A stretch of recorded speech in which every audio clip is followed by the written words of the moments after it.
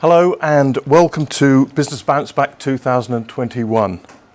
My name is Nigel Reeve and my company is Marketing West. We're the organisers of this seminar. At the beginning of the first lockdown, I actually said to somebody, you know, in a year's time, this is all going to be a memory, but unfortunately it wasn't. It's been a dreadful year for business, for local businesses. The government have done all they can, but we all know they can't keep doing that. So at last, things I'm delighted to say are starting to look a lot more positive. But we should still all pull together and try and help each other and work together to build our businesses. Marketing West, so we're only a small company, but we're trying to help in a very, very small way. Firstly, we've organised a series of local business awards. We're holding them in Sherborne, Bridport, Dorchester and Poundbury, Lyme Regis and Weymouth and Portland. And we've got more coming through in the pipeline. They're awards that focus on promoting local business. We hold them at local venues at lunchtime. They are deliberately at lunchtime. They're not an excuse for a party. They are to showcase local business. We're also organising regular business seminars to again help us focus on getting business moving. What we're doing is just a drop in the ocean, but hopefully we can all work together and in some way make this possible. I would at this point like to just thank our sponsors for today's seminar, which has made this one possible. Dorset Council, the Dorset Growth Hub, Porter Dodson Solicitors, Action Coach West Dorset, Hygos Insurance, DTHR Solutions, Gavin Dixon Financial Services, Old Mill Accountants, the Blackmore Vale and Yeovil Town Football Club. Thanks to all of them for actually supporting us get this seminar actually up and running. And now on to the seminar. We started planning this, towards the end of the first lockdown. We've had 5 attempts to actually be able to run this, but we had to keep delaying it and moving it and changing it because we weren't beating the virus. With a number of vaccinations that are coming out now, we're starting to do that. So fantastic news. And now a little bit more about the seminar. I'd like to thank the speakers for their patience as well every time we've moved it. But that's enough from me. On to our first speaker, Declan Curry. Now, Declan and myself worked together a few years ago at a radio station in London called LBC that you may well have heard of. He's now a very well-known face to many, many people from his days reporting on the business affairs on BBC Breakfast. He's also had 25 years on television, Radio 5 Live, BBC World Service, Classic FM, and of course LBC. He loves getting to the heart of matters. He'll tell it as it actually is, but he has a very clear and concise style about him. Declan will give his views on how to get business moving again. So that's enough from me. Over to you, Declan. Well, Nigel, thank you very much. You appear to be in what I assume is one of the grounds for the new Super League, if it ever gets underway. The weather looks pretty good where you are, and it's looking much better here as well. Good morning, everyone. I'm Declan Curry. I'm a journalist and broadcaster. I've been reporting on business and the economy for very nearly 30 years now. As Nigel says, I've had a long career in radio and on television. You'll find me most often these days on LBC News, where I'm a business commentator. I'm there 3 times a day, most days, but not today, because today I'm talking to you and I'm delighted to be part of our discussions. And I want to say thank you to Nigel for his invitation to take part in this event. The invitation first came what feels like a very, very long time ago. And it's a great tribute to his determination and persistence that we are finally pressing ahead with this event today. And I'm looking forward to hearing from the great panel of speakers that Nigel has assembled, from Tej, Nick, Susanna, and from Sarah. It's a terrifically strong and practical lineup of business expertise. I think it's terrific that we're also going to hear from one of your local MPs, from Chris Loader, who before politics had a great experience of business in the railways. You'll find that the morning after an election is often a moment of reflection for politicians. They're usually pretty exhausted. They've been campaigning for weeks now. We take it for granted, I think, but it is a tremendous concept that those who are in charge, making the decisions, ask for our votes first. And it happened all across the country yesterday, from local councils to city and regional mayors to the parliamentary by-election in Hartlepool to the national parliaments in Wales and in Scotland. Sometimes elections are a spur for revival and a fresh focus on priorities. Sometimes it brings a painful judgment when the electorate decides that it's time for someone else now. That famous quote from a defeated American politician: "The people have spoke that," and here I must delete the expletive because it is not quite yet 9 o'clock in the morning. The Oxford Essential Quotation tells me that this memorable phrase was first uttered somewhere in California by a defeated candidate with the unforgettable name of Dick Tuck. I'm going to enjoy listening to our speaker shortly. One thing strikes me this morning, and it is that we're all still here. For, I guess, most of the people watching this discussion today, we're all still in business. In many cases, we may just be clinging on by our fingertips, but we are still here, we are still trading, and we are hopeful for better days ahead. Surviving the last year has taken hard work, determination, and a fierce belief in the work that we do. So I think we should just take a breath and give ourselves a small pat on the back for that. And we can be increasingly hopeful that this will be a much better year of recovery. Tej Parikh of the Institute of Directors will give the economic overview straight after me, so I'll avoid straying into that area too far. But yesterday, the Bank of England increased its forecast for economic growth this year. It's now expecting the strongest growth in over 70 years. The high street banks are becoming increasingly confident that their customers will be able to repay their debts, and that consumers who were able to save money last year, perhaps their jobs were protected by furlough, and they saved when the pubs and restaurants were shut, that they are now ready to spend again. And companies across the nation are making plans to bring back old workers, if they haven't done so already, and to hire new ones. We hear today that demand for workers is at its highest since the 1990s.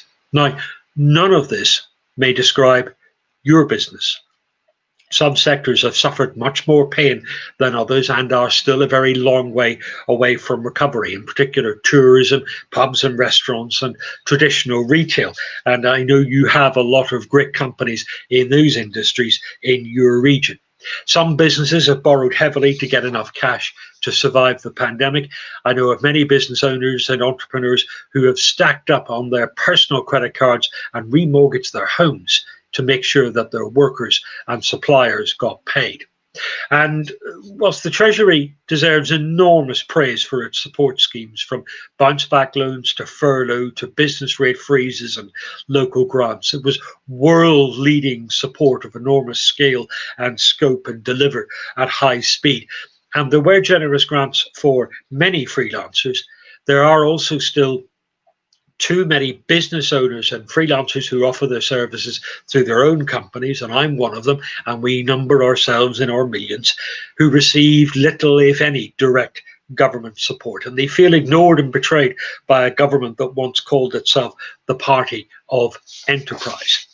Some firms play a huge role in the economy and are absolutely key to delivering our long-term economic plan. They are crucial enterprises in their own right and underpin the success of much larger companies. That's not me saying that. That was the Prime Minister in February 2015. The Prime Minister was David Cameron. Now, I understand that ministers are desperately trying to dodge messages and WhatsApps from Mr. Cameron at the moment, but that remark of his is still worth remembering. And the government in Whitehall, I fear, need to refresh their understanding of the importance of enterprise and its critical role in innovation, competitiveness, and job creation. So we are hoping for a year of recovery as the economy roars out of hibernation, but nothing can be guaranteed. We don't know how often the virus will mutate in the months ahead. We don't know how widespread those mutations might become, how dangerous any new strains might be, how well the existing vaccines will protect us from them. So any plans for unlocking the economy have to be cautious, and they may have to be slowed or reversed. It's important that the government continues to follow the science and the data. And I know that's unsettling and it's frustrating for all businesses, and it carries a cost. But the cost will be greater and will be unbearable if we become complacent, if we lose control, and if we undo all the excellent progress that we've achieved with the vaccination program. From what I've read so far, the scientific and medical experts seem to think that, yes, mutations will continue. Yes, there will be an increase in infections as the economy unlocks. But with so many of us now vaccinated and plans for booster vaccines in place for the autumn, they're confident that any future rise in infections can be contained and managed. So we roll up our sleeves and we take one on the arm to protect ourselves and our families and our communities. And perhaps we blink a moment to recall how amazing this is, the medical, scientific and engineering genius in Britain and around the world that has taken these vaccines from the lab to the factory to a drafty hall in a council building near you in world record time. The measles vaccine took 50 years to develop. Some 40 years on from the first appearance of HIV, we still haven't developed a vaccine. COVID, we got a vaccine for it in a year and a half. And I saw reports this week that future courses of treatment, perhaps as early as next year, could be as simple as a tablet or a nasal spray. So thank you to British science and medicine, to the NHS and to local councils for their amazing job in rolling out this vaccination at such speed. And thank you to our wonderful NHS for nursing the nation through this trauma. We will need their help again and again as we treat and adapt to the long-term physical and mental consequences of the last year. Now, I think we all realise that even with recovery, there's no going back to normal. We're not going back to business as usual or business as it used to be done. Business has already adapted to survive and to thrive under the pandemic. We've had years of change packed into just a few weeks, and by and large, we just got on with it. Local cafes and restaurants ramped up their home deliveries. I've read of local breweries that delivered beer to the doorstep like an old-fashioned milk round. Shops that had only ever served customer over the counter in their store got into online and developed click and collect. And millions of us work from home, and many of us will continue to do so at least some of the time, perhaps for the rest of our careers. It shows why government and opposition have been right to focus on the importance of high-speed broadband, and why we need to keep the pressure up to make sure it reaches every part of the country at the highest possible quality as quickly as can be achieved. Businesses have had to be agile, and we've had to be tech savvy, and I think that remains essential long into the future. Our response to the pandemic forced many businesses to take a long, hard look at what they do and decide what was important and why and how they do it. And they've also learned, if they didn't know it already, and I think small businesses knew this instinctively anyway, they've learned that to be agile and to be flexible and to be able to respond quickly to unpredictability, you need to find and recruit great colleagues, give them the space to nurture their talents, and then trust their judgment and let them show initiative. And where they make mistakes, to learn from them, to adapt to them, and do all of that quickly. The consequences of the pandemic also highlighted more starkly than ever, I think, the importance of even the smallest businesses going digital and having online capacity. Now, not everyone can be an Amazon or a Boohoo or a Netflix or a Deliveroo, but we can all see what they do right and what trends they are following and what trends they are creating, and be inspired by that. And you can be certain that your rivals are probably doing this already. The consultancy McKinsey at the end of last year said coronavirus had accelerated digital transformation in business by 7 years. Now, hand in hand with that, business will automate more of its processes and systems. In Japan, there are hotels where guests never meet any human staff at all. They're checked in by a robot. A different robot will bring their luggage to the room. A robot personal assistant looks after room service and heating and lighting and ventilation. I think that may be a little step too far for your hospitality industry. You'd certainly lose some of the charm and the excellent service that makes what you offer special. But from factories to warehouses, to building sites, and to care homes, and to retail, automation and autonomous operation is the next chapter in the digital story. It is one that economists hope will create more jobs than it will destroy, but it will be tremendously disruptive, and it'll be one that'll have severe consequences for the work that we do, even the very idea of what work is and how we earn living and how we define our value and our worth. Furlough may well have turned out to be a very early dry run for a universal wage scheme in a world that is dominated by robots. Now, Nigel is going to ask each of us for one piece of advice, and I hesitate to tell anyone how to run their business, and I don't want to preempt what our next excellent speakers may want to say. But I think this one is staring us in the face. You need to invest in your digital capacity and in the digital skills of your people, and you need to look far and wide for the right people, perhaps even looking in places or in communities where you may not have considered before. You need to think about your website, its ability to capture and to fulfill transactions. You need to think about your marketing in the digital world, your face, your voice, and your presence on social media. You need to ask if you can use the cloud to run your business processes and how much of your supply chain needs restructuring.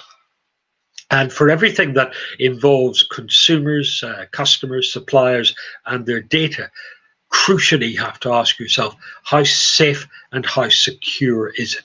And have you got the right permission to do what it is that you're doing with it?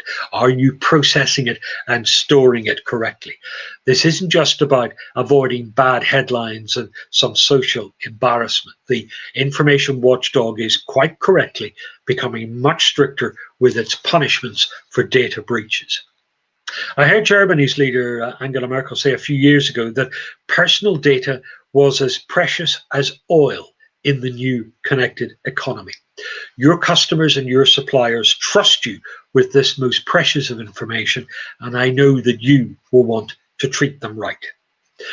So we've had a tough year. We've had, for many, a sad year and a lonely year.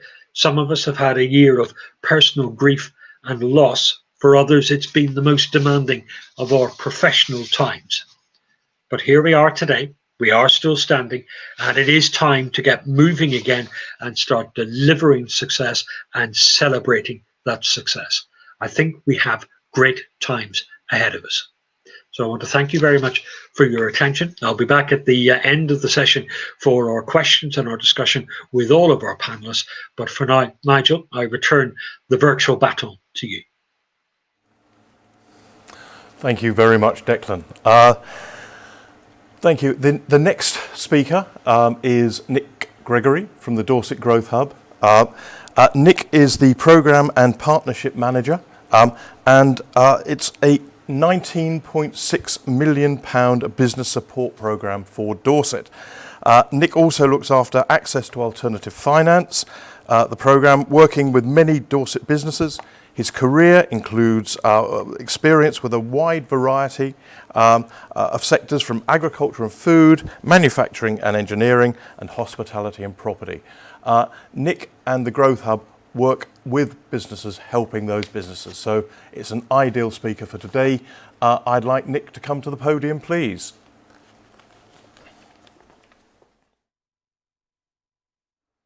Good morning, ladies and gentlemen.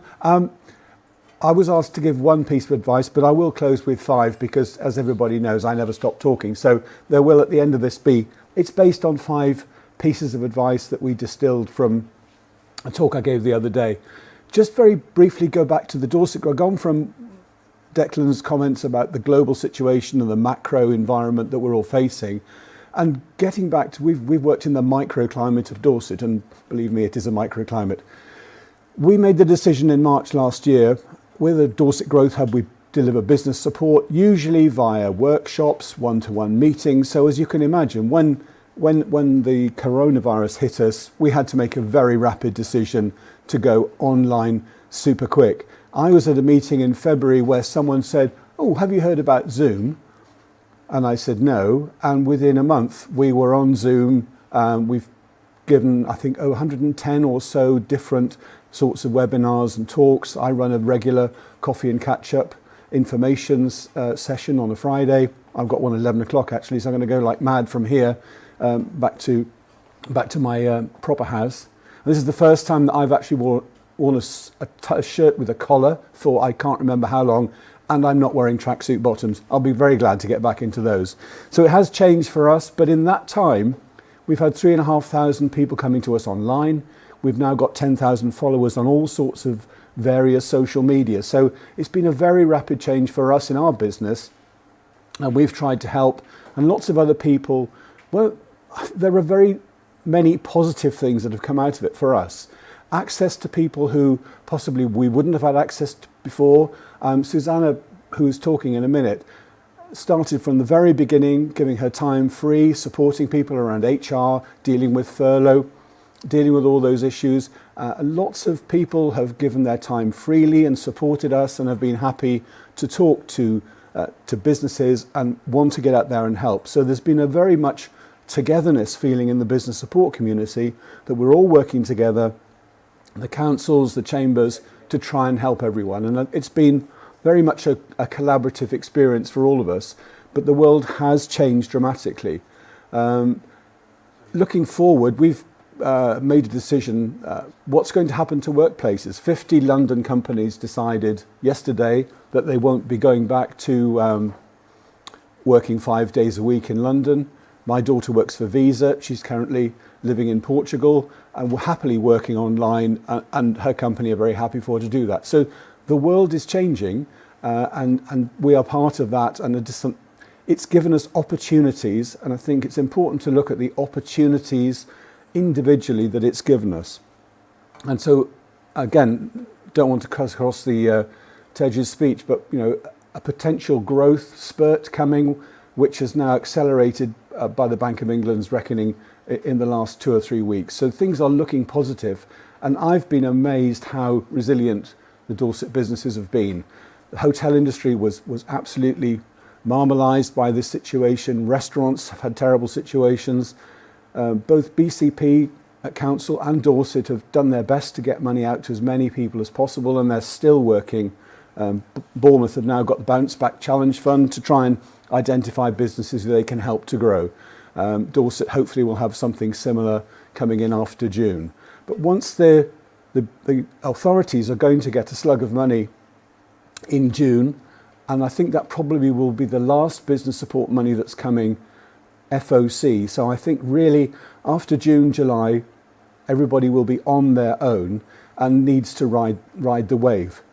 Just an aside, we had a small pot of money that we were offered to give to businesses of a £3,000 grant November and December, and 60 or 70% of the businesses that took the grant used it to increase their digital presence. They changed their websites, and people have been really innovative in how they've tackled the situation, looked for the opportunities, and again, as Declan said, people have been remarkably able to change, pivot, and have survived right through what seemed like an impossible scenario. The worry is, though, that now, if you think of it, there are, 6 speakers today, and I'm the only one who's physically here. It's a great relief for me to be in a place rather than sitting in my tracksuit bottoms. But I think people are reluctant still to go out. So we have to encourage people that, taking all the safety precautions and everything, it's still possible to go out there. Our economy can't recover unless people get back on the high street and become more, conscious of other people, but at least brave enough to go out and do business. But the world has changed dramatically. We've just won a package of work for South East Local Enterprise Partnership, delivering startup and digital business support. we quoted to be totally online. And I still can't get my head around the fact that we will never have to go to Kent, Essex or Sussex to deliver this package of support. All of it will be online. We will be working in Dorset, delivering support to businesses in Essex, Sussex and Kent. And that was impossible 12 months ago. So the pace at which we've adapted, not just us, but all of us have adapted to Zoom, to Teams, has been extraordinary. So it's been amazing that people have survived. They've been innovative in Dorset and the hotels and restaurants. And I did go for a beer outside the other night, and I did feel sorry for the landlord who was running around. There was I mean, who knew about QR codes 12 months ago? And now everyone goes in, QR code on the table, and that, is so different. You order your meal, pay for it, job done. Totally an advantage to a business.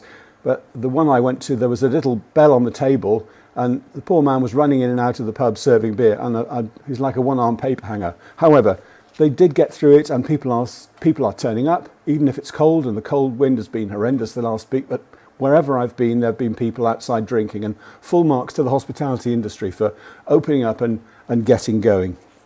So just my few simple tips, really.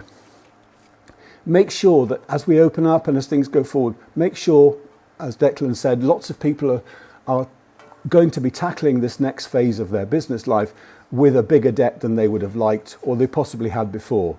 We had someone on the phone in a conference the other day saying that they'll start every month with a £10,000 bigger bill than they had in 2018-19. So lots of people are carrying some big debt. So make sure that you've got cash or you've got borrowing and you're ready to go. You can't afford to open the door and find you can't order your supplies, you can't get beer, you can't order what you need. And it's important, if you've taken out a bounce back loan or a Sybil's, you've got some options now with a bounce back loan, and some people have done bizarre things with it. Someone I know got £50,000 bounce back loan, went and bought £50,000 of the premium bonds, kept them for a year, chopped the money back in. So you have a chance now to put your bounce back money back in if you don't need it, if you're sure you don't need it, or you can extend the payment. You can have a hybrid payment. You can extend it from 6 to 10 years, which can dramatically reduce your monthly payments. So for a £25,000 bounce back loan, your payments go down from 300 or 400 down to 200 if you extend the period. But make sure you've got enough money to take you through this next 6 months. Don't wait till you're 3 months in and find you can't supply. You've gone this far. Make sure your cash, no one likes cash flows, no one likes budgets, but come to us. One of our experts can help you. Talk to your accountant. Make sure you've got the money in hand. And make sure your staff are ready to go. Lots of people have had difficult times personally. They're worried about their futures. So please communicate with your staff about, are they ready to start work again? Are their partners working? Maybe their partner's got a job somewhere else. You need to communicate with your staff. Make sure that they are good to go. You've given them all the information, new procedures, new ways of working, what the future is. So give them confidence that the business is going forward and they're part of the solution. I know it sounds awfully boring, but make sure you have made an agreement with HMRC. It's really important. You've had 12 months not paying. You need to make an agreement. Do not put the brown envelopes under the cushion on the sofa. You've got to deal with this. Now's your chance. They have been quite lenient, but they will start to implement. Obviously, there's going to be a massive debt in the economy, so you will need to make sure that you keep up with your payments and also your back payments, which is also going to be a bit of a pressure on your cash flow, but make sure you talk to HMRC. Brexit's been a big talking point. It's now very complicated to send stuff to Europe. Anybody who's been on my coffee and catch-ups for the last 12 months will know the saga of my daughter's suitcase, which took 6 weeks to get from England to Portugal. I've sent my wife's prescription, for instance. I sent to Portugal, which once upon a time would have gone in a few days. 3 weeks later, still not arrived. So it's difficult getting stuff. It's difficult doing business. If you haven't got the right paperwork, your shipment won't go. There's a big learn to be done, but lots of businesses are discovering that maybe it's just too difficult to do business in Europe with Europe actually until it becomes digital and it's all paper forms. And of course, we've done a lot of trade deals now. We've done a new deal with India, I think a deal with America's in the offing. So the government have been more successful than I certainly thought they could be in getting deals with the rest of the world. So if you're a business and you're looking to export, it is possible to export to Europe, but it's difficult. VAT rates and all such things to deal with. It may get easier, may not, but there we are. Do make sure you know what you need to do if you're exporting into Europe, and look at the extra markets. And make sure you personally are ready to go again. We've all of us had moments where we thought, what's it all about? What am I doing? I'm stuck at home, I'm missing contact. And a lot of people have become frightened to go out. They have no one to talk to. So, your own mental health is going to dictate how your business goes forward. So stay positive. Have networks of people. Make sure you talk to other business people. Use advisory companies, use the chambers, ourselves. There are people out there who want to help. So please make sure you contact someone and make sure you're ready, mentally ready to tackle the next phase of your business, which will be different. Whatever else it will be different. There are opportunities, there's a great chance to succeed, but you've got to be positive and optimistic. You can do it. Thank you very much indeed. I'll hand you over now to someone who's got some proper information instead of waffle like me. Thank you very much indeed.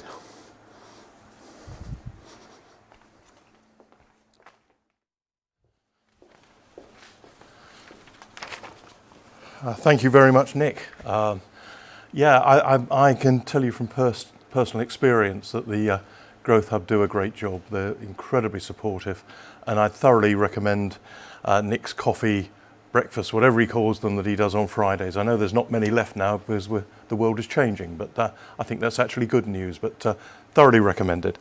Our next speaker is Tej Parikh. Tej holds, or is the chief economist at the Institute of Directors. He holds a bachelor's degree in economics from the University of London and a master's degree in international and development economics from Vail University. That does beat my 25-yard swimming certificate, so I think Tej is ahead of me on that one. Prior to joining the IOD, he worked as an economic analyst at the Bank of England. They made an interesting announcement recently. The Bank of England focusing on monetary and financial policy. Just watch the national news. And if you watch it and look carefully, and it's something about number 10, you will often see Tej going through that black door. Keep watching. I guarantee you'll spot him. Tej, over to you. Thank you and good morning to everyone. So I am Chief Economist at the Institute of Directors. And it has been a particularly interesting year, I suppose, being at a business representative organization. I suppose at the start of the year, we were dealing with what was essentially the biggest change we've faced as an economy with our biggest trading partner in the form of European Union and Brexit. And then a bit further on, we had what was one of the biggest shocks we've seen to our economy in the last century or so, and in the shape of the pandemic. So it's been a particularly enjoyable time working with business organizations across the country and businesses up and down the UK. So it really isn't, although everyone says it's a cliche, it is a time of rapid and unprecedented change for businesses and the economy. And what I hope to run through with you today is a little bit about what's happened, where we are now, and what's coming on the horizon. So last year was a very tough year. The UK economy contracted by around 10%, which is more than many of our peer developed nations. And that's largely the result of the fact that the UK is particularly reliant on consumer-driven sectors, which were obviously restricted by the various pandemic restrictions. We also had some of the more stringent measures related to the fact that we had one of the deepest health crises as well of other countries. But the upside, essentially, is that with each and every restriction and with each lockdown as the year progressed, from March to where we are now, it's clear that businesses and the economy has been getting much better at adapting to and weathering the restrictions. Indeed, we've seen in our own membership that in 3 months of last year, during the summer, we saw 3 years worth of innovation from many businesses. And then, of course, at the same time, government support has remained in place, and the furlough scheme has particularly been picking up a lot of slack and supporting the economy. So essentially, Q1 of this year should really mark the low point for this year. We had a renewed lockdown after the new year. We had the Brexit adjustment period as well. We know that around 1 in 5 of our members temporarily or permanently cease trading with the EU whilst they get up to speed with those new arrangements. But all in all, it means that the economy is about 7 or 8% lower than pre-pandemic at the end of Q1. So that's a bit about where we are now. Let's take a look about where we are going ahead.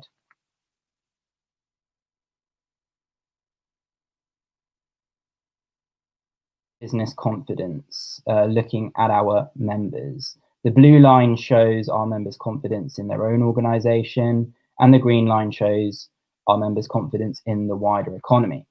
Now, as you can see towards the right-hand side of that chart, with the vaccine news, the reopening, and the government's roadmap, alongside an avoidance of a cliff edge in government support at the budget, we've actually seen confidence both in businesses' own organizations and business leaders' views in the economy tick up into positive territory.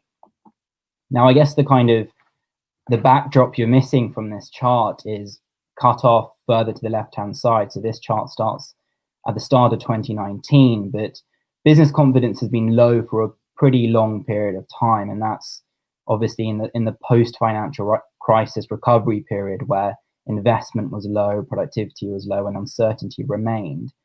We then entered this period of Brexit and political uncertainty, and you can see that at the beginning of this chart where business leaders' confidence in the economy remained in negative territory.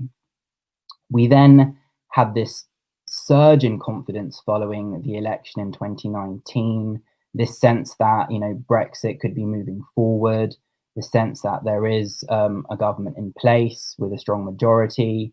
And then, of course, what you can see in the middle of that chart is that severe drop-off in confidence that we witnessed as a result of the pandemic and businesses realizing that, this virus in Asia is going to affect the whole world. So, this chart really just shows you that the volatile, uncertain, complex, and ambiguous environment businesses in the UK have been operating in. But the key point really is that bit on the right-hand side, that confidence has returned to the economy. And, whether you're looking at the numbers or just looking around you, we can clearly see that confidence is picking up. I'm sure if images of Brits dining and drinking pints huddled under umbrellas in pubs over the last few weekends is pretty much a positive sign that consumers do want to spend. I mean, I've certainly not been able to make any bookings using Open Table because everything is booked up for months ahead. And so to some extent, with this big dip in activity that you can see in this chart, we were always due for a quick rebound with this pent up consumer demand to be spending. And really what this shows is that over 2021, we are going to have a consumer-led recovery, and the economy should return back to pre-pandemic levels essentially by the end of the year. And that's with growth, running around potentially, the 7% mark this year, and even at similar levels next year. I guess the big question is how does this confidence in the business community translate into their own activities this year? So this chart essentially shows our members' own expectations for the 12 months ahead for various different parts of their business. Now, the key point here is if you look at the red line, we can see that the red line has ticked into positive territory over Q1, and that is investment. This is essentially businesses, to some extent, noticing that there is, less Brexit uncertainty insofar as there is a Brexit deal. The economy is on a roadmap to reopen, and that allows business leaders to do some medium to long-term planning. So we've seen our members' investment intentions pick up over Q1, and it suggests that it should pick up over the next 12 months ahead. We've also seen in the light blue line costs pick up gradually over the last 6 months. Now, this is what we would naturally expect. Businesses are rescaling, they're taking staff off furlough. Many of them are operating under capacity constraints because they're social distancing. They don't have their full building, machinery, and staff in use yet. So costs are gradually picking up. And as has been mentioned already, let's not forget that that period last year where businesses were facing very low levels of confidence and activity has meant that they've stored up a lot of debt and tax deferrals, which they need to be paying back, which that helps to explain that high cost line that's picked up. And this may have implications for inflation over the coming year, but most of this is just expected as a result of the reopening process. The other important metric is obviously looking at employment and hiring plans, and that is the white line, which is hugged closely to the investment line, and we can see that it's moved into positive territory, suggesting that our members are now reopening positions. We've seen a pickup in vacancies, and so it's likely that many businesses are now thinking about hiring ahead, and there's an opportunity for them to be doing so now with the roadmap. I guess the reverse of this is that, given at the start of the pandemic, there were very kind of dire forecasts for how high unemployment would go. Some even suggested we could reach the 10 or 12% mark. I think largely as a result of business adjustment and government support, unemployment may only gradually tick up to just between the 5 to 6% mark at the end of the year. And I think that the point to note really is that when the furlough scheme ends in September, the economy is likely to be in a much better place to support those who are furloughed and to support the economy. So there's less of this debate around whether there'll be a cliff edge in support when that ends. And actually, we might even see the unemployment rate tick up largely as a result of the fact that more people will be coming back into the labour market to look for work in this time of rescaling and rehiring. So I guess the kind of backdrop from this chart and the kind of the business context is that, on the one hand, there's going to be this pent up consumer demand that I showed you on the previous chart. But internally in businesses, there's going to be a little bit of balance sheet repairing from last year, a little bit of management of social distancing, which will probably act as a ceiling on their revenues, and a bit of a wider drag associated with the international environment. So pulling all of this together, what are the key macro drivers in 2021? Now, the first one, which we can't get away from, unfortunately, is health dynamics. So everything that I've outlined today so far remains highly contingent on the virus. Now, the vaccine rollout has been relatively successful.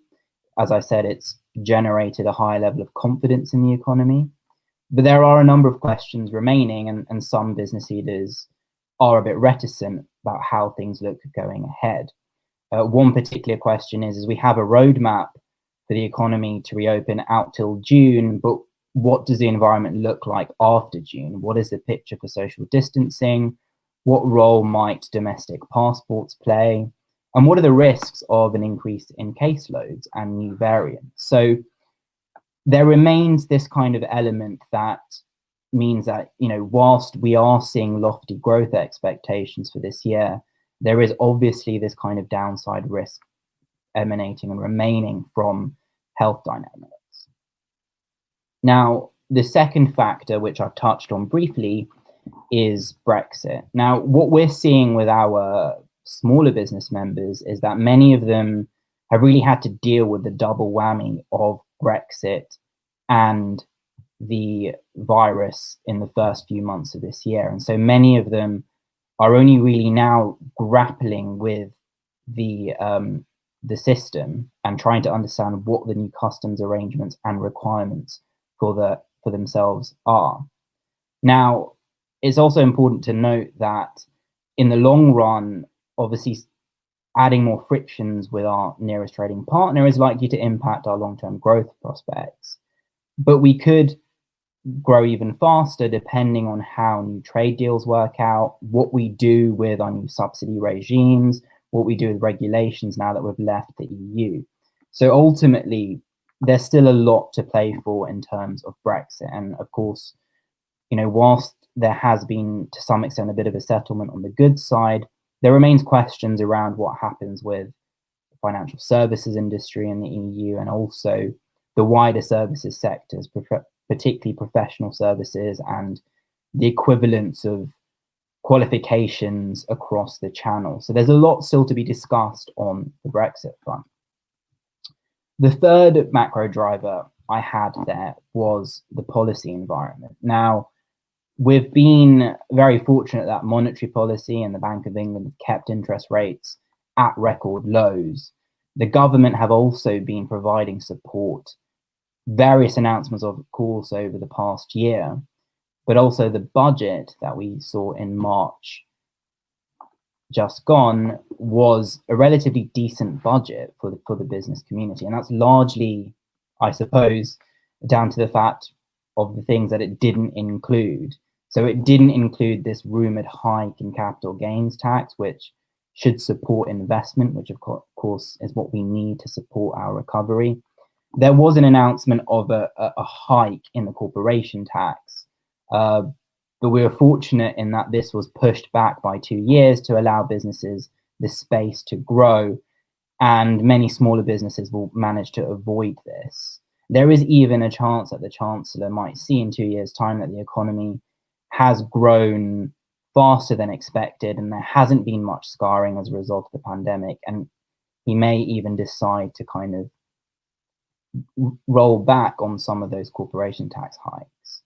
But by and large, the budget was positive because it really it meant that there wasn't this cliff edge in government support. We saw the extension of the furlough scheme. We saw the recovery loan scheme announced, which was meant to be the next version of the bounce back loan scheme. We saw business rates relief extended. And this is all a positive for SMEs, entrepreneurs, and businesses who are very worried about losing support over the spring and summer months. The other positives in the budget were more of the long-term measures. We saw the Help to Grow scheme, which is designed to support SMEs to invest in their digital capabilities and in their management skills, which are both going to be core elements of the recovery. And we saw a super deduction scheme also announced by the Chancellor, which will help bring forward a lot of investment plans for both medium and large businesses. I think the bigger discussion point was the government's announcement of a plan for growth, which is essentially its long-term vision for how we bounce back better and a successor to its industrial strategy. And that will largely contain plans for R&D investment, green growth, and obviously our digital infrastructure. The fourth macro driver is our bounce back. So as I said, we are bouncing back from a very strong dip. And what we expect to see is a lot of consumer-driven spending. There's going to be around 200 billion worth of excess savings by households in the UK. And, whilst we would expect many businesses to consumers to start spending as the economy opens up, as we've seen already, there is an upside risk if many consumers decide to actually etch into their additional savings that they've made over that period. And I think there's also this strong bounce back effect from all those businesses that did invest in technology over the course of the pandemic and now have the opportunity, as activity and demand picks up, to actually see how that impacts their productivity and their bottom lines. And there will be more businesses looking to invest given the government support and the lower uncertainty environment. The fifth factor that we must always look at, given that the UK is a global economy, is global growth. Now, we've already seen in the US a big stimulus provided by Biden that generally has been followed in other parts of the world. We've already seen in the EU and China stimulus measures announced, and this should provide some underlying support to the trading, growth and investment environment, which should support the UK. But as I mentioned, the first factor remains key, and that is the caseloads across the world, which would have some impact on travel restrictions and also maintain some level of uncertainty around the prospect for variants. We only need to look to India right now to see the impact that the virus continues to have in other parts of the world, which would restrict the UK's overall ability to grow over the coming year as well, based on trade patterns. And I think just the last point to note is we're going to see an ongoing evolution of how globalization changes going forward. Now, there is a prospect for reshoring of activity more into the UK as businesses try to reduce the risk in their supply chains. We may see this kind of shift towards a just-in-case mentality rather than a just-in-time mentality, where actually businesses introduce a bit more slack into their supply chains. They stockpile a bit more, they hold a bit more cash reserves. So there are a number of dynamics to kind of watch on that space on globalization over the course of the year.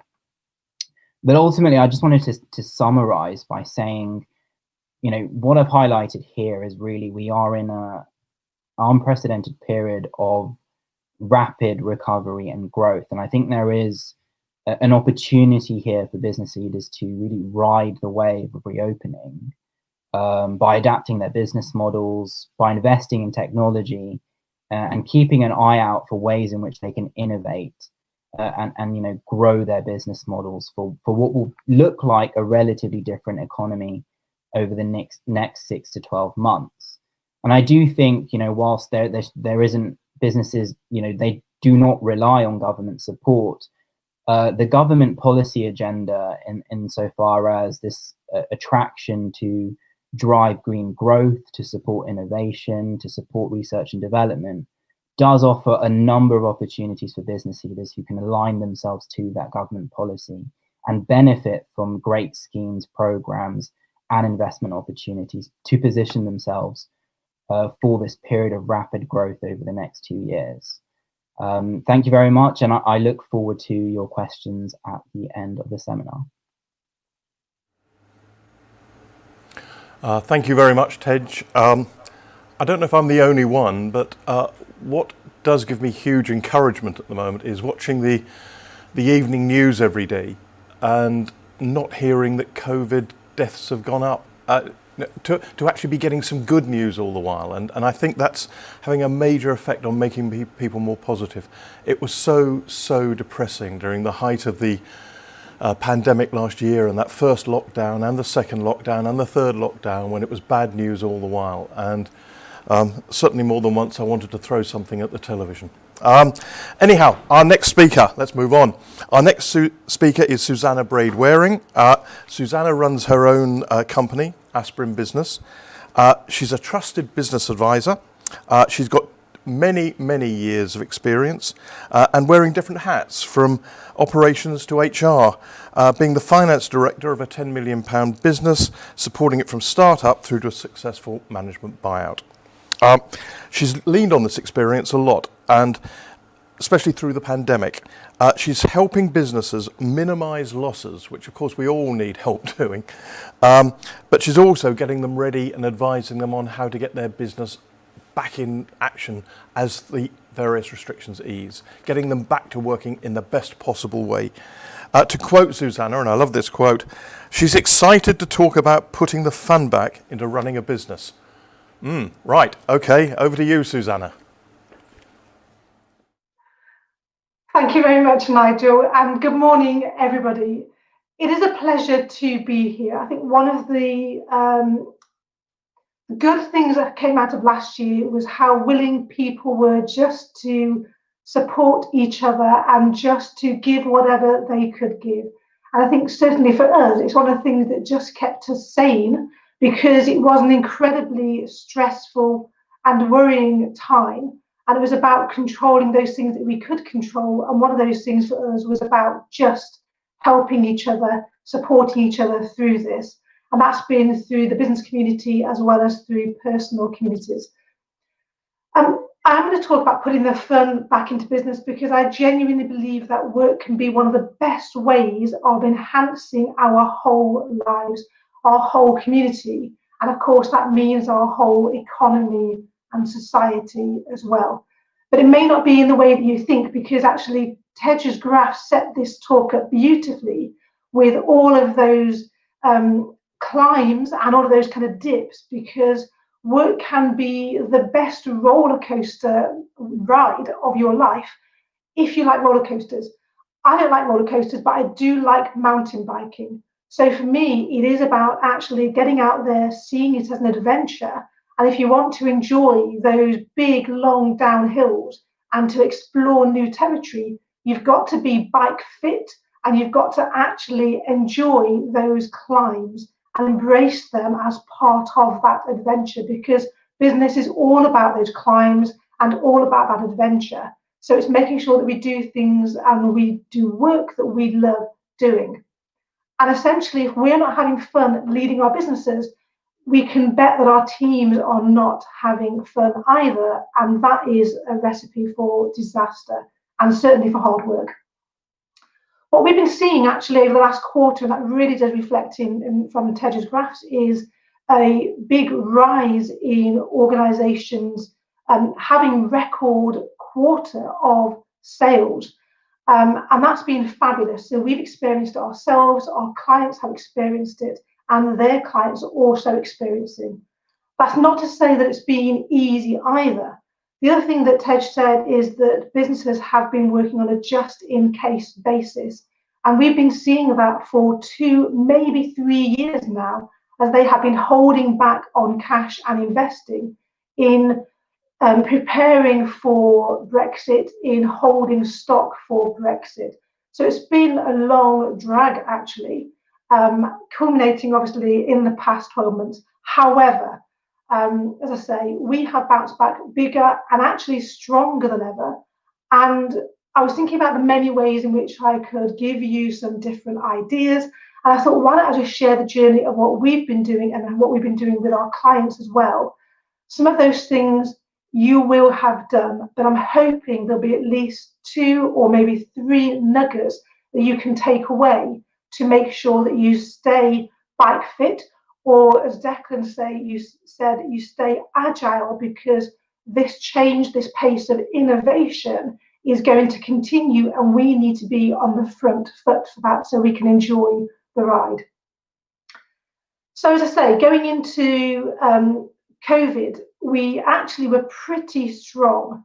And there's a couple of ways that we did that. So the first way was that we had converted half of our business from a one-off kind of project basis into retainer income, which is a month by month our customers pay us for our services. Now that gives us an ongoing pipeline of work, and providing we keep delighting and adding value and innovating what we're doing, then our customers will keep buying from us, and that gives us a bed of security from which we have business confidence, and that's really key.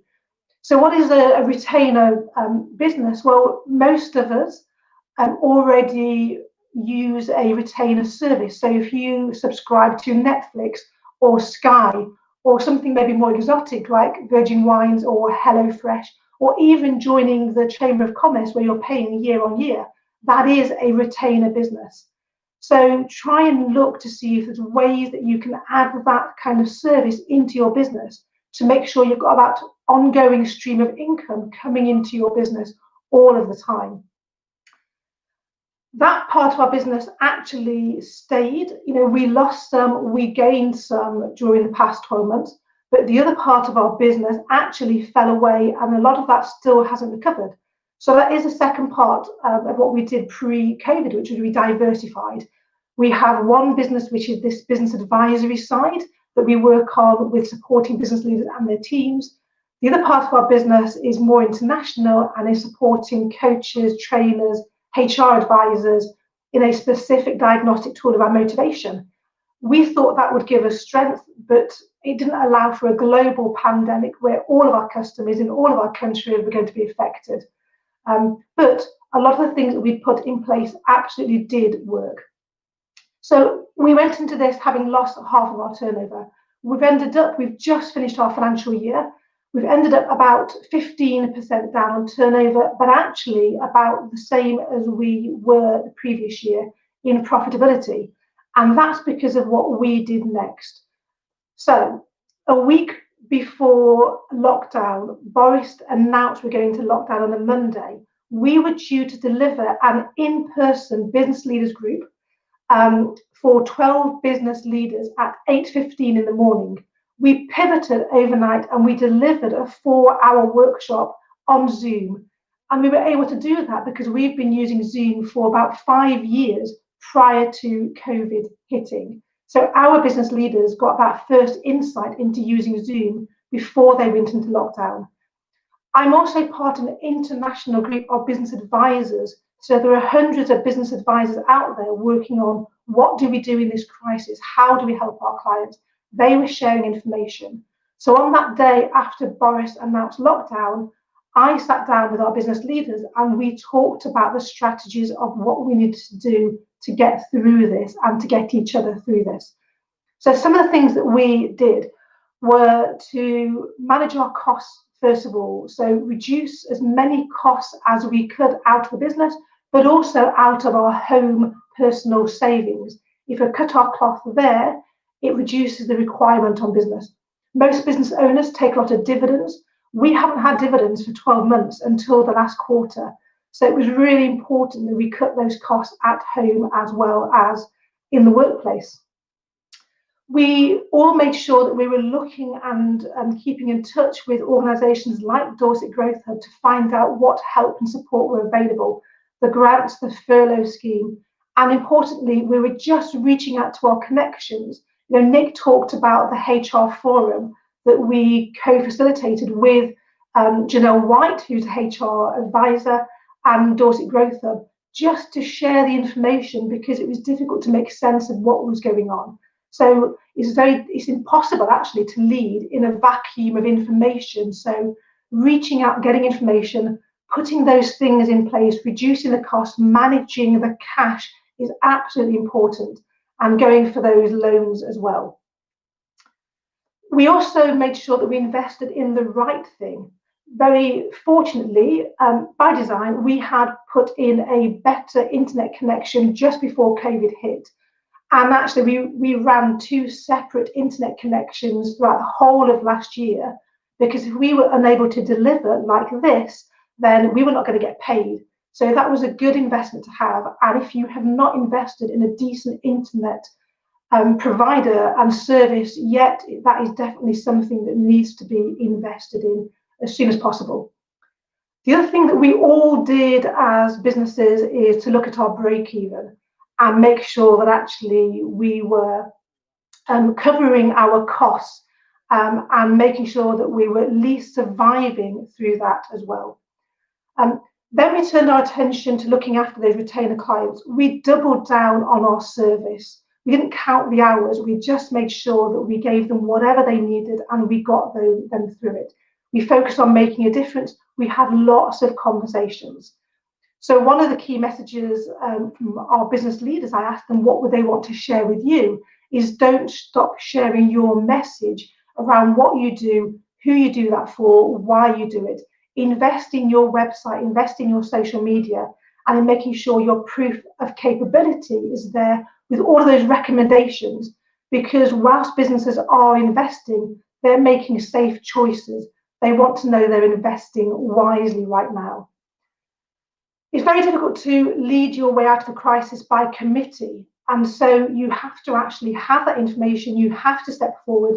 you have to be very clear in your expectations, and you have to be clear about who's leading. That's not always easy in a family business. We've had some robust conversations around that, and that has also made it more fun to lead because we're now very clear about our roles and what's important. If you were not strong going into COVID, then the issue in your business is not COVID. We were not as strong as we could be, quite frankly, and that's because I, like many business owners, don't like doing sales calls. And I was doing whatever I could to avoid those, more marketing, better products, hoping our clients would come to us. But there is no substitute for picking that phone up and embracing doing sales. If you don't, you've automatically given yourself a no. If you do, there is either one or two things that will come out of it. Either you'll be one step closer to making a sale, or you can get some valuable information from your customers to better understand their needs, what's going on for them, their concerns, how well your products and services fit, and the timing. That enables you to actually go out there and know what to market, who to approach, and everything else. So ask for those objections, embrace the sales calls, and embrace actually shaking the tree of your existing customers is another piece of advice one of our customers. So go back to those existing customers. Embrace technology, embrace the knowledge. So having done all of that, where are we now? Well, we're in this classic position actually of having an issue over the next quarter of capacity. We've got strong sales in the bag. We've got a fabulous sales pipeline. So now it's about capacity. It's a brilliant problem to have. And again, it's about innovating and how do we actually scale that as well in the right way. So some things to take away from what I have shared with you. Cash is king. Manage your cash. Manage your costs. The best money you will ever make is the money that you didn't spend, and then you can invest it in the right things. Embrace those sales calls. Get that information that will enable you to lead with confidence. And then the third thing is to build your peer network.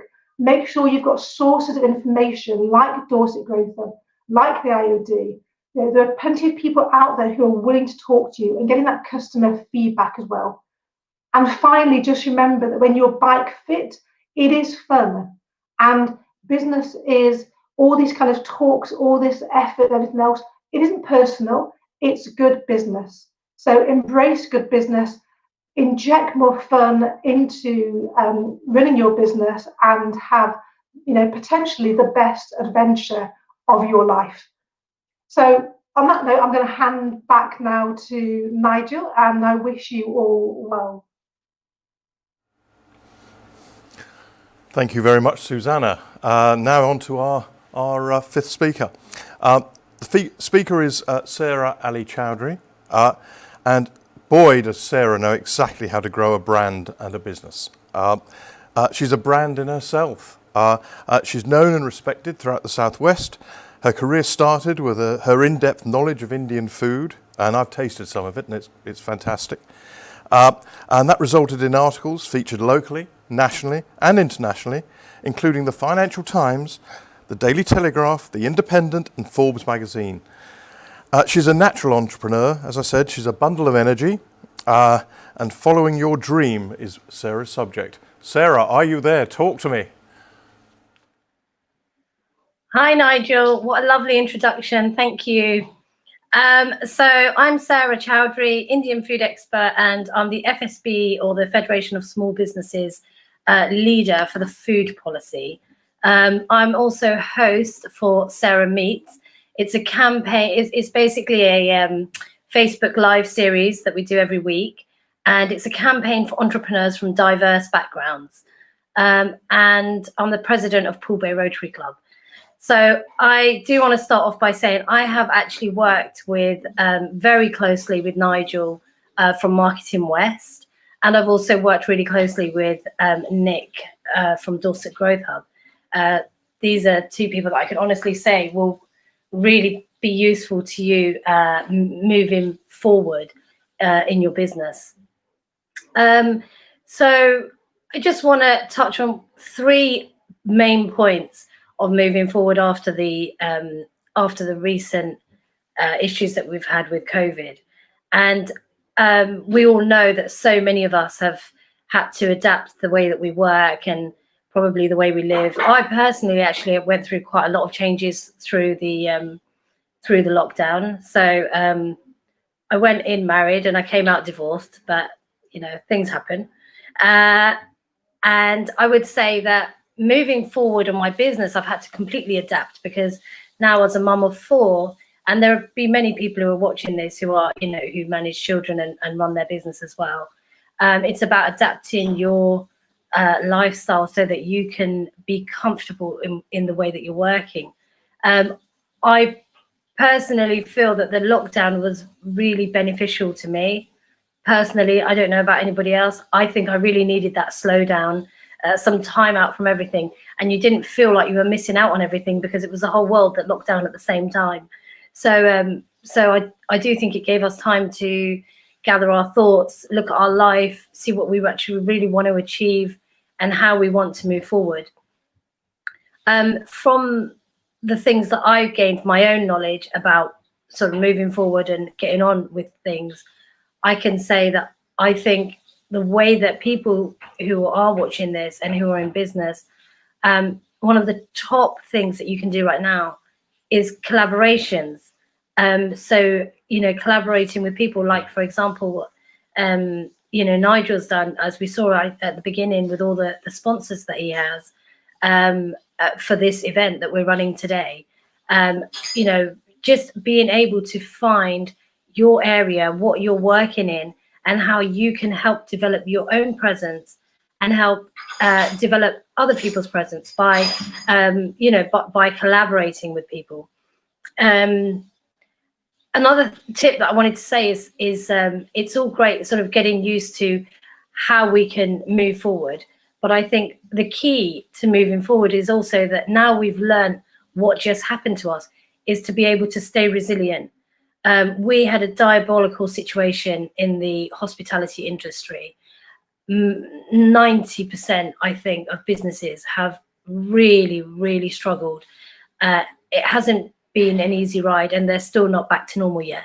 So on the 17th of May, which is, it's coming up, you know, everyone will be opening up again, and we can finally go out and actually sit down and eat in the restaurants, which will be really, really nice. And I can't wait to do that. But I think more importantly, it's the preparation for the future, just in case it happens again. Just being prepared for it, because now we've been through it once, we should be able to be able to cope with it if anything was to happen again or anything similar. The other thing in terms of the hospitality industry, and actually many other industries as well, is the funding and finance, because I know that there were so many grants available, loans were available, and you know, funding and finance is available normally for everyone, but is it really accessible? You know, if you haven't been able to access finance, maybe because of, I don't know, it could be even simple things like you just didn't understand the form, or you might have applied for something and you didn't get it. This would be a really good time, you know, if you are in the hospitality industry, before opening, to really look at how you can access funding and finance. Really get clued up on how to access it. And we've got a brilliant person here today who deals with that. So, you know, Nick from Dorset Growth Hub is absolutely phenomenal when it comes to that sort of thing. And he can advise you, and he comes up with numbers just like that out of his head. So he can, you know, you just tell him your situation, explain what you want, and he can really help you with that. And the final point I just want to touch on is PR, because I appreciate Nigel saying that, you know, I've built up a presence. I was very strategic when I started my business. I think it's coming up to 5 years now. And when you're not known in the field that you're in, it's so important to be able to build yourself up in such a way that you can use that as a springboard to move forward. Now, what I've noticed with people in business, especially small business owners, is they have a little bit of imposter syndrome. So they don't really like to talk about themselves too much, or they think they're not worthy of being spoken about, or they sometimes even feel as though they might be quite successful in their business. However, they don't think they are, and they seem to think that every day when they're hitting another milestone, or that it is successful, they almost feel to themselves that, oh no, soon somebody's going to figure out that it's just me. And I'm sure many of you resonate, and we all go through that. But you are actually good at what you do if you've managed to start up your own business. So what I wanted to touch on with PR is a springboard. So for you to, especially at this time when all the businesses have been closed, to be able to promote yourself in such a way, and I'm not just talking about Facebook and Instagram, social media. I'm talking about getting yourself into, local publications. You will know that things have, even though things have been very difficult for all business owners, you might know that it's actually much easier to get into publications now than it's ever been. Journalists are looking for stories of people who are in business and wanting to know what you're doing to adapt yourself and to make it easier, because people want to know. So it is easier to get yourself into local newspapers and magazines, media platforms. So get out of your comfort zone and get rid of the imposter syndrome. So who best to use for our marketing than our very own Nigel Reeves? So you can get in touch with Nigel right here, and I would say just make your own luck and be proactive and keep on top of your game. And that's it for me. Thank you. Thank you, Sarah. Yes, it's PR. That's a skill in itself, but today is not the day for that. Our next scheduled speaker is Chris Loader. Now, Chris is currently still in a meeting at the Houses of Parliament. Have I got is Chris? Right, no, take that back. Chris has just come out of a meeting at the Houses of Parliament. This is absolutely genuine. You can tell this is live. So our next speaker, forget what I was going to say. Our next speaker is Chris Loader, MP. Chris has been the MP for West Dorset since the 2019 general election, succeeding Sir Oliver Letwin. He was previously head of new trains for South West Railways, controlling a multi-million-pound budget. He's already building a reputation for fighting for local businesses, and that's why Chris is on here today, and businesses and communities. It's time to hear from the West Dorset MP. Let's hear it from Chris's perspective. Over to you, Chris.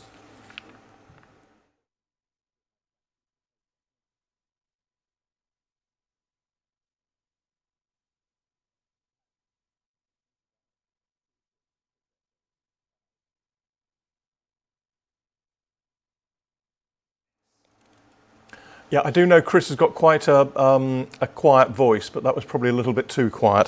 What we're going to do while Chris is sorted out is move to the question and answer session. Declan is ready. During the whole seminar, we've had a number of questions that have come in, and we're now going to go back to some of the speakers. Declan is going to ask those questions, and we'll see how that goes. And then once we've got Chris's voice back, we'll break into Declan, hear from Chris, and then go back to the question and answer session. As I said, it's live. Over to you, Declan, now. Nigel, we're sure that Chris wasn't just on mute. We know from a whole year of doing these Zoom calls that often happens, that sometimes we just leave the mute button on without realizing it, or the dog has walked in with the lead in his mouth demanding its walk or play with the ball at the most inopportune times. Perhaps I'm just, Nigel, I don't want to preempt your decisions, but I get the feeling that Chris's sound may now be working, so I'm going to pause for a second in case you want to bring him back in, and then it means we can include Chris in the questions as well. Do you want to do that, or shall we carry on with the questions?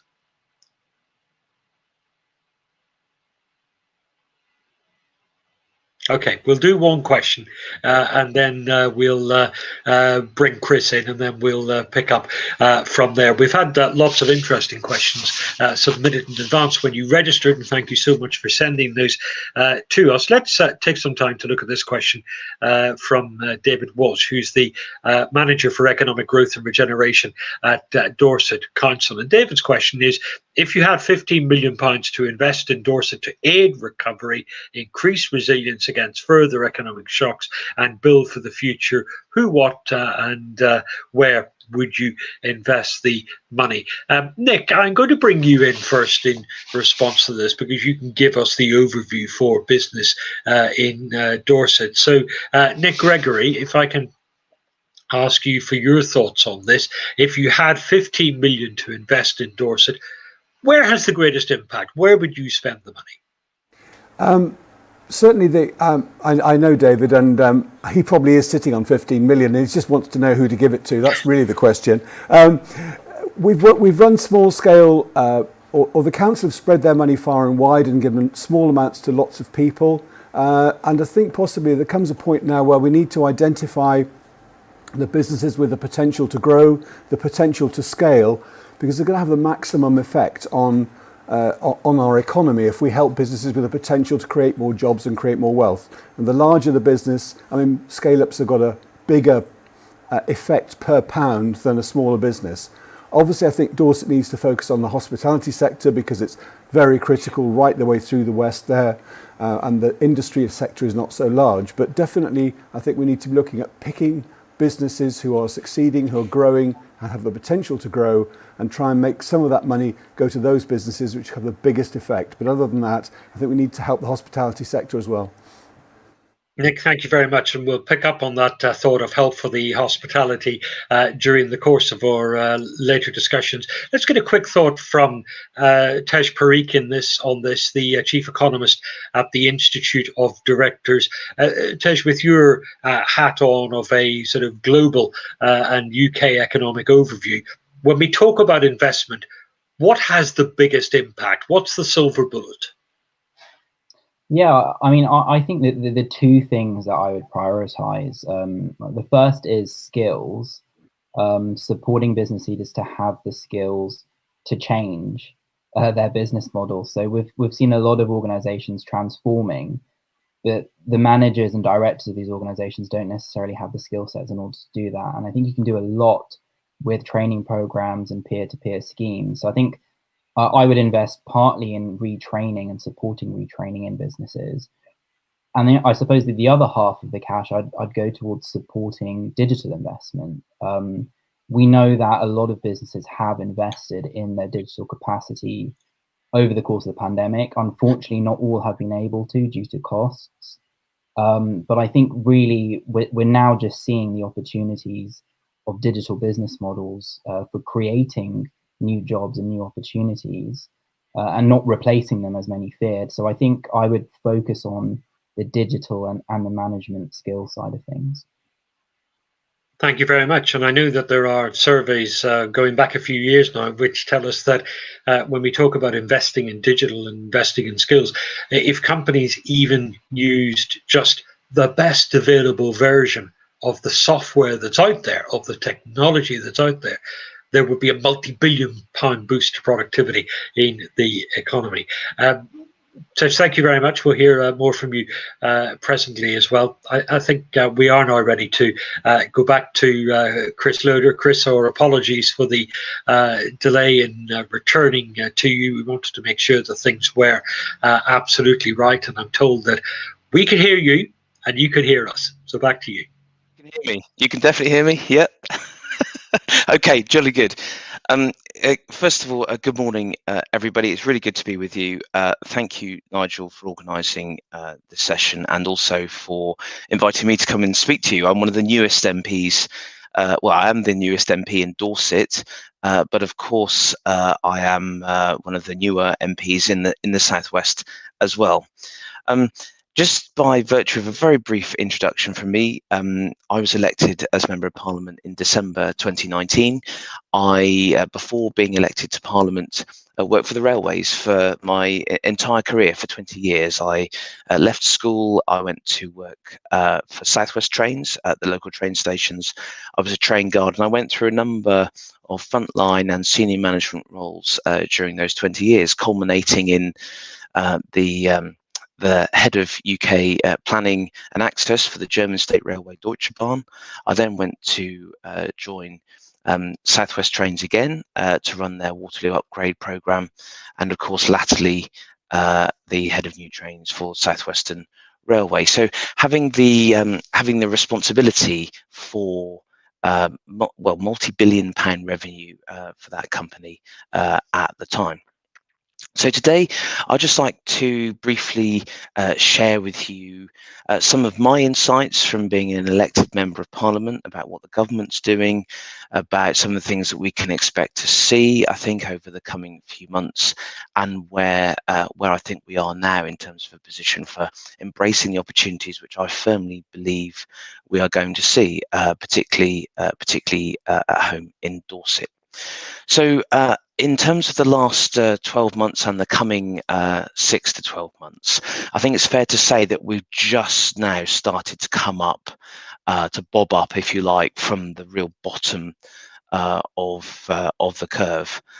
We've started to see our economy grow back. Of course, for West Dorset, we are very, very led and focused to small and micro-sized businesses.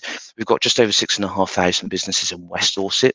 97% of those are small or micro-sized. So for me, particularly as the Member of Parliament for rural and coastal constituency, with such a large percentage of small and micro-sized businesses, it takes a specific focus and a drive, I think, which you wouldn't necessarily need in some of the larger businesses, to really re-energize and kind of get back on the straight and narrow when we see those opportunities coming.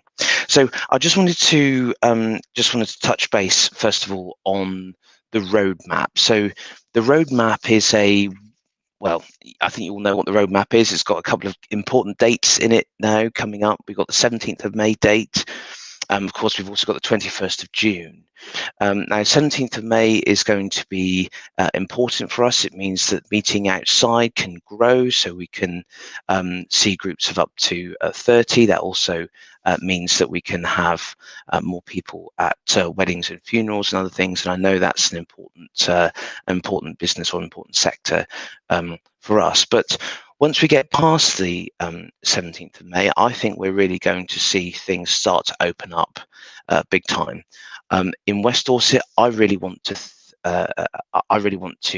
prepare everybody to expect what is going to be, I think, a bumper summer. I think it's going to be enormous. Indeed, actually, those who have accommodation, whether it's Airbnb or hotels, are telling me that they are fully booked now for months into the summer. So I think there is a real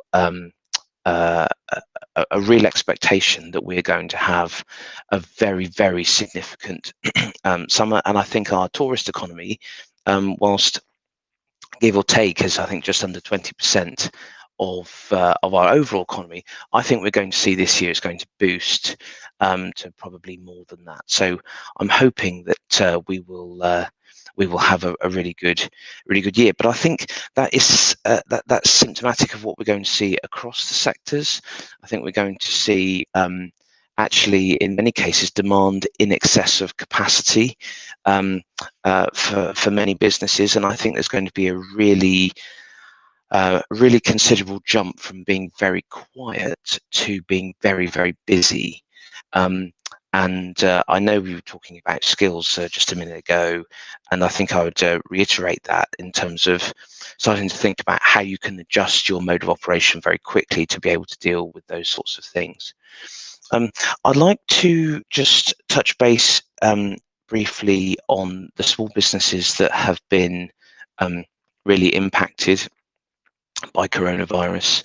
I've had very few businesses get in touch with me because they've been in sort of dire financial difficulty. However, I just want to say that if there are any of you that are in a really difficult place or in a really difficult position, please do get in touch with your MP. The last thing we want to see is any businesses really go and hit the wall at this late stage when the opportunities are literally around the corner. So, if there are any of you, or maybe any of your contacts or friends and colleagues who find themselves in that difficult place, please don't hesitate to get in touch with your MP, and we'll see what we can do to help you. Now, from my point of view in West Dorset, we've clearly got some really wonderful attractions for tourists. I think it's an area of improvement that can be made as to how we get out there the message of how wonderful Dorset is. Now, I suppose we've got to be a bit careful, haven't we, with demand and supply, because if you market it too much, we'll get far too many people and we'll be sort of overloaded.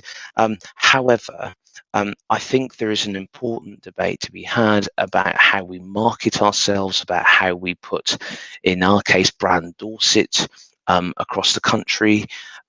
We've already started to see a considerable increase in people wanting to move to Dorset. The pressures and strains on the council have been considerable when it comes to land searches and planning applications and so on. So we've already started to see fundamental shift, which has been driven by coronavirus. Now that also sort of takes me into the sort of mid to longer term, because we do, I think, need to embrace some considerable changes that coronavirus has forced upon us. And some of them are good changes, but some of them nonetheless are changes that we will need to understand and embrace going forward. And of course, the railways, they are a very good example of this. Traditionally, we've had a train service that's been focused to an hourly frequency based on giving people the options to travel as frequently as they want to. I think we're going to see much more of a shift to once a week commuting from further out. So I think we're going to see places like Gillingham, Sherborne, Dorchester and Weymouth having a much higher level of demand going to London, but maybe a couple of times a week. And I think the timetables, for example, need to adapt and change to facilitate that. And that, I think, is symptomatic of some of the things that we will need to do in our own businesses to accommodate some change in customer behaviours or customer needs and the like. Now, I'm conscious that I think I only had just over 10 minutes and I've spoken for that time. So I think I'm happy to deal with specifics in the questions, but I think just finally, I just want to say that the government is clear that the roadmap is the roadmap and there should be no deviation from it. I am not expecting any deviation from it. If anything, I'm hoping that some of those dates might even be brought forward a little bit earlier, especially the June one. But we are in an extremely strong position.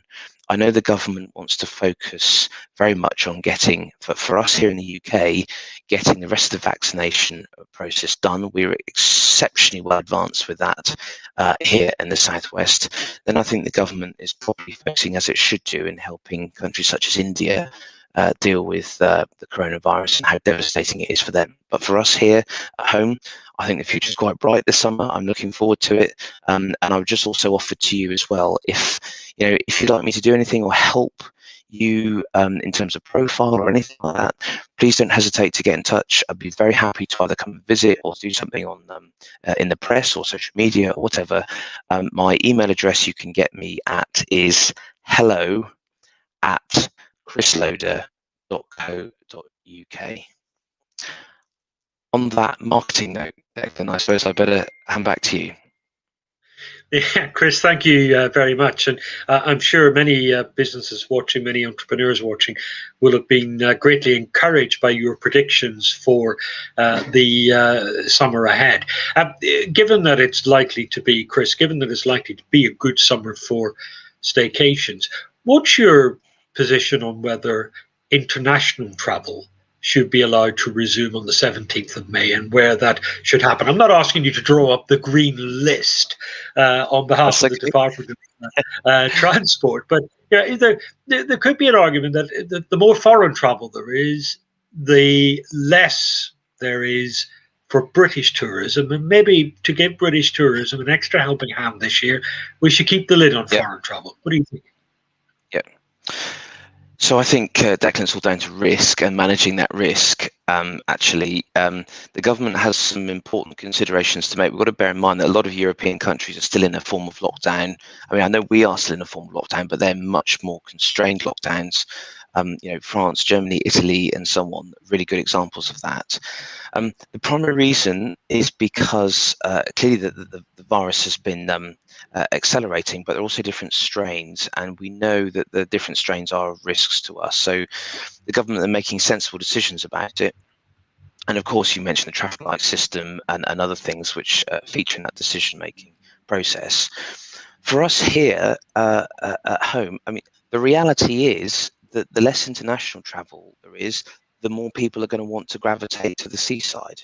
And I should say that this is not a political decision of the government to force this to happen. I think it is just by reality and by the situation we are faced with, especially in Europe and across the world. Because we didn't want to forget that there are some countries. I mean, I mentioned India a little bit earlier, that are in a really, really desperate state with coronavirus. I think, though, that we will be in a position, I hope, in the not too distant future, to enable travel to the United States. And I know the government does want to enable international travel as soon as it's safe and possible to do so. But the objective fact of the matter is that the less international travel there is for tourism, the more we're going to benefit from it. And hotels in Dorset and in the south and the west, of course, will have their fingers crossed that they will have big maximum occupancies, or as far as it is safe to do so this year. Pubs and restaurants, slightly different perspective there. They've been closed for longer than many other parts of business. Their reopening has been constrained and limited. Nick Gregory talked a little earlier about perhaps we might need to continue to support pubs and restaurants for a little while longer. What do you think? Well, I've certainly missed the pub. I'm not a big drinker, even though you might not think it by my stature. But I think when it comes to pubs, the real issue there is the smaller pubs. It's the ability, especially for the small breweries, to stay in operation. I think what coronavirus has done for that industry is it's sort of forced the gap more and more between the small local breweries compared to the really big, enormous breweries. And I think Nick is right to say that actually the small local breweries and the small local industry has found it more difficult than the large ones because it's less resilient. It's generally made more of an impact to local businesses and looked after local people better. So for example, we've got Hall and Woodhouse here at home, and of course we've got Palmer's Brewery in Bridport. They have looked after their staff and their people and their businesses very well compared to, for example, Fuller's, who were happy to see people out the door right at the beginning of the lockdown, regardless of situation, regardless of furlough. I mean, it's pretty poor as far as I'm concerned. But the local pubs, a few have gotten in touch with me to indicate that this is a really important period for them and it's a bit touch and go, but there are very few of them. So based on my sort of radar and temperature check of those who've been in touch with me, I think we're at the point where actually providing we can go for it, and this is the problem that we had before. It was up and down, up and down, up and down. It was like eat out to help out, great initiative, wonderful, but then went down to closure. This is the sort of thing that the local pubs and local breweries need to avoid because they can't sustain it. And I think that's why this roadmap and the certainty on that roadmap is really important. And you quite rightly talked about the importance of small and micro businesses in the local area and the large number of them and their importance to the local economy. Many of those, of course, run by directors that own the business. Many of them are freelancers and contractors who offer their services through their own company. Do you have any regret that people in that situation were excluded from direct government help over the last year? Was that a mistake? Well, I think it's important to note that there are a number of avenues for people to receive financial support. The number of people who've been indeed in touch there are. with We me, discussed those earlier in the discussion as well. But on this yeah, particular point, I know it wasn't your decision, but you're a leading figure in that. You're an MP in the party that made that decision. It's a party that claimed indeed. to be the party of enterprise in years gone past. Was it a misstep? I think the government could have done some more to help small businesses, yes. But I think what the government has done is incredible compared to other parts of the world. We're unique in West Dorset because of the 97% number of small and micro-sized businesses. The thing that's been absolutely, it's just been gobsmacked. It's gobsmacked me completely. Is where those small businesses have been so resilient compared to other businesses, and in some cases haven't needed it, but in some cases that have. And that's one of the reasons why I said a little bit earlier, I know there are.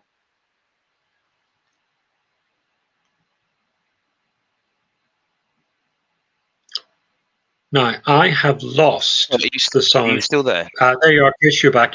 We lost you just for about 2 seconds. I beg your pardon. So what I was saying, I beg your pardon. So let's just start that again. So what I was saying is that there are some small businesses who are in a very, very difficult position at the moment because they've tried and tried and tried. They've sustained as much as they possibly could, thinking that maybe Christmas was going to be a turning point for them, and they found it really difficult. There are discretionary elements available. There certainly have been.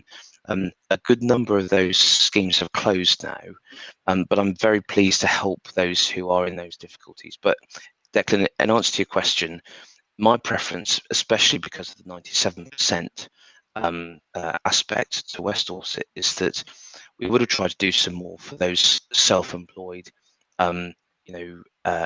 very small businesses. But I think, as I said, they've been incredibly resilient, and I offered to them my help and support to make sure that they can overcome the difficulties that they may have. Okay, that strikes me as a reasonably fair answer, and you're right to reflect in that as well, that the furlough scheme has been a tremendous support to the economy, supporting the jobs and wages of up to 10 million people during the course of the pandemic. I'm going to bring in some of our other speakers again. Chris, thank you so much for your thoughts and sharing your insights with us. And I want to return to the questions that we've had from our audience as well. This one from one of our sponsors, Old Mill, from Andrew Gibb. Many companies borrowed heavily to survive the pandemic. What is the potential impact on the rising number of underperforming zombie firms? Tej, let me Susanna, let me get a thought from you on this one. Just on the level of debt that companies now have, having borrowed to get through the pandemic, how much of a drag is that likely to be on business, and how do we shake it off? You talked about the importance of monitoring and keeping control of your costs. I think the reality is, going into COVID, the UK, in terms of personal debt, had the highest level of personal debt that we'd ever had. So as a country, we tend to spend a lot anyway. As an organisation, as harsh as this might sound, one of the benefits of being a limited company is that it limits that kind of liability. So you've got to make sure that actually, if you borrow this money, do you genuinely believe that you can actually grow your way out of it? Have you got a sound business plan? Have you got a sound strategy? Do you have the energy and the commitment to work your way out of it? If not, you're kind of dragging on the inevitable.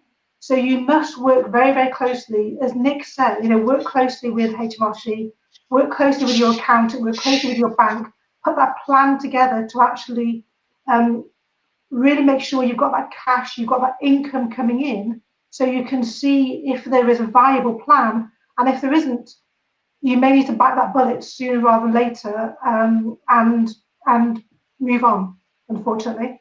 Thank you. That's really, really useful insight. Tej Parikh, just with your big economy perspective, what is the impact, as far as we can tell or anticipate, of what's become known as zombie companies that have survived but have such huge amounts of debt, it really holds them back in the future? Yeah, well, we surveyed our own members, and we found that 50% of businesses that did take on debt, either through the bounce back loan schemes or the CBIL schemes last year, 50% say that it would have a negative impact on their bounce back ability, their growth prospects this year, and on their ability to invest. So it is going to be acting as a drag on the economy this year. There's going to be a lot of balance sheet repairing taking place for a lot of businesses, particularly those smaller and medium-sized enterprises that don't have the same level of cushion as larger businesses. There is a big question around insolvencies and the prospect for insolvencies to pick up. As we know, there's been a number of measures put in place by the government that effectively puts a moratorium on various kind of responsibilities for directors, such as around wrongful trading. And to some extent, that has helped keep insolvencies low. So unfortunately, we may be seeing, once those are lifted at the end, after the summer, that we could see a pickup in insolvencies, and there will be a number of businesses struggling. That said, the government have provided support in the sense of time to pay and delaying repayments on a number of these schemes. But I think it's particularly going to be felt amongst the SMEs and the hospitality sectors.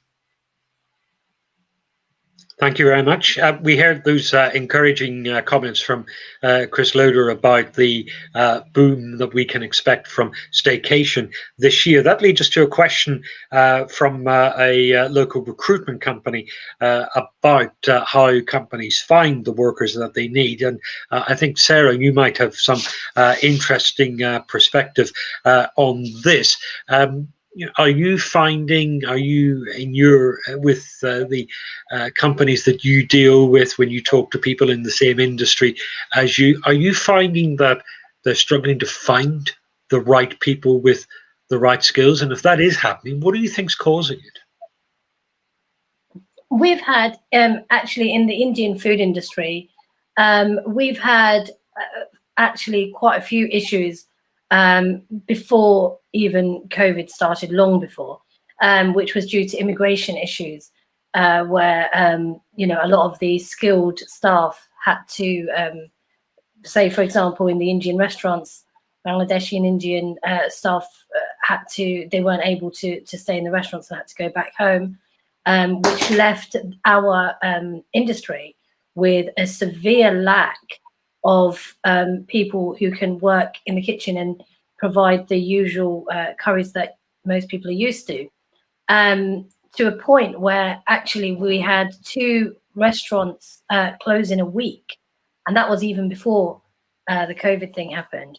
I think there are lots of talks going on with trying to amend immigration rules and things like that, so that moving forward, the hospitality industry won't be suffering in that way. But I think moving forward, like I say, I think we're being a bit more hopeful for a positive outcome from this. I think people who are able to make changes are strongly looking at things, and everybody wants to ensure that the economy is lifted and brighter than we are kind of expecting. So I think there is room for change and adapting things, and hopefully that will improve.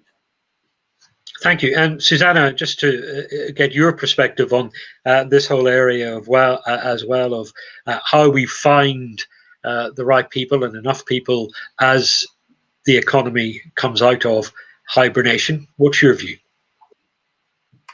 it is a real challenge. I know that recruitment companies actually are thriving right now because of this increase in looking for quality talent. There's a lot of movement actually around. During COVID, a lot of people actually wanted to stay to make sure that they maintain that furlough status.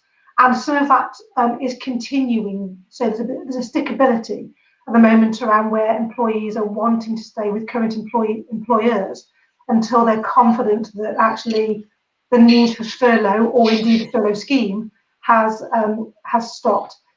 Often the best way is for current employees to make recommendations. It's not always easy. They don't always make the right recommendations, but they're the people who know the culture, they know the nature of the business. And if they're great team players, they're going to want to invite great team players into the organisation. And of course, the other ways are social media. A huge amount of recruitment goes on LinkedIn. So putting positions onto LinkedIn, and your connections will also promote that and celebrate the fact that you are recruiting, that you are creating opportunities for people. So there are lots of things that you can do yourself at little or no cost to actually also promote that you're looking for new employees, but getting there kind of early, and again, almost have a pipeline of talent that you're talking to, so that when you need it, you can go back to them and hopefully bring them in. Susanna, thank you very much. It's been a really interesting morning of thought and discussion, looking at business as it is developing, as it's recovering in your region. We're so grateful to you for your time today and for your attention. I know it's a busy day and you all have things to do. We promised we'd stop at 10:30. So let me quickly bring Nigel back in to say some concluding words. From me, Declan Curry. Thank you. Yeah, thank you very much, Declan. Two things really. Firstly, one of the things that for me came out of the lockdown is it gave us a chance to relook at the business, replan it, rewrite the business plan, and actually come up with a plan that we really believe can work. And it was using that time and not having those day-to-day pressures. So for me, the first lockdown certainly was a great help. As you can tell, the seminar has been live. It always results in problems of some sort, but nothing matches the one that I will remember all of my life that I was involved with. It was working for a radio station, and at that radio station we had a young presenter on in the morning, and Bing Crosby, remember him, died on a golf course in Spain, in Alicante. And the message came through to the newsroom. They told the presenter, he said famous words, "Thank you very much for the whatever," and we've had some very bad news that Bing Crosby has just died. We'll go into an ad break, and when we come out, we will play something for Bing, just to remember him by. The ad break started, he ran to the studio, to the record library. There were records in those days. He got a record, Crosby, Bing, grabbed it, ran downstairs, back into the studio, put it on the turntable, didn't check the first track. So Bing Crosby had just died, and the record that was played was "Heaven, I'm in Heaven," and they had 10,000 complaints within 5 minutes. We haven't matched that today, I can promise you. So that's it. The recording of the seminar will be on the Marketing West website shortly, and also on social media. We hope you enjoyed it. I'd like to thank the sponsors again. I'd also like to thank Yeovil Football Club for lending us their facilities. There's the sponsors. Thank Yeovil Football Club for lending us the facilities and letting us run the seminar. That's really it. Watch out for details of our next sessions. You can tell we're at the football club. They're actually training on the pitch behind me at the moment. Watch out for the details of the next seminar, which we'll be announcing soon. And if restrictions allow, we may even invite you to come along to a breakfast. Thanks for watching. Thank you very much.